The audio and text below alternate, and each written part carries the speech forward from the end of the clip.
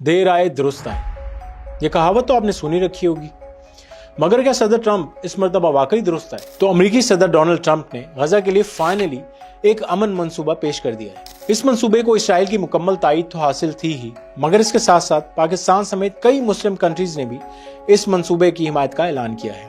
मंसूबे का एक नुक्ता यह है कि हमास के वो अरकान जो गजा में रहना चाहते हैं वो हथियार डालेंगे और पुरअमन रहने की यकीन दहानी कराएंगे। हमास अरकान के गजा छोड़ जाने का मौका देने का नुक्ता भी इस मंसूबे में शामिल है। ये नुक्ता भी इस मुआहदे में शामिल है कि वो हमास जिसने इसराइल कब्जे के खात्मे के लिए 7,000 फलस्तीनियों अपनी पूरी क़यादत और उनके पूरे खानदानों की कुर्बानी दी है, इसका गजा के इंतजामी ढांचे में कोई किरदार नहीं होगा। इलाकाई शराकतदार ये जमानत देंगे कि हमास और दीगर गिरोह वो अपनी जिम्मेदारियों पर अमल करेंगे और नया गजा अपने हमसायों के लिए खतरा नहीं होगा। हमास के तमाम फौजी ढांचे, सुरंगों और हथियारों को तबाह कर दिया जाएगा। मंसूबे में यह बात भी यकीनी बनाने का नुक्ता भी शामिल है कि गजा इसराइल के लिए कभी खतरा नहीं बनेगा। सबसे दिलचस्प बात तो ये है कि इस मंसूबे में इसराइल के तहफ्फुज़ के लिए तो कई नकात शामिल हैं, मगर ऐसा कोई नुक्ता मौजूद नहीं कि जो गजा के फलस्तीनियों को मुस्तकबिल में इसराइल की जहरियत से महफूज रखने की जमानत देता हो। वैसे आपको ये भी बताते चले कि नेतन्याहू ने ट्रंप के 20 नकाती अमन मंसूबे की हिमायत का ऐलान कर दिया है और नेतन्याहू का ये कहना है कि अगर हमास ने इस मंसूबे को रद्द किया तो अकेले हमास का खात्मा कर देंगे। But if Hamas rejects your plan, Mr. President,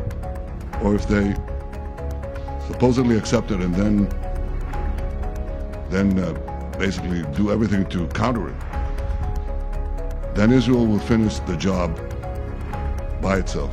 Netanyahu का ये भी कहना था कि पहला कदम महदूद इनकलाब यानी 72 घंटों में तमाम यरगमालियों की रिहाई है। बैनुल-अक़वामी इदारा हमास को गैर मुसल्लह और गजा को गैर फौजी इलाका बनाएगा। अगर ये अमल कामयाब रहा तो जंग हमेशा के लिए खत्म हो जाएगी। यकीनी बनाएंगे कि गजा इसराइल के लिए कभी खतरा नहीं बने। क्या हमास डोनाल्ड ट्रंप के इस पीस एग्रीमेंट के नकात कबूल करेगा? ये भी जल्द पता चल जाएगा।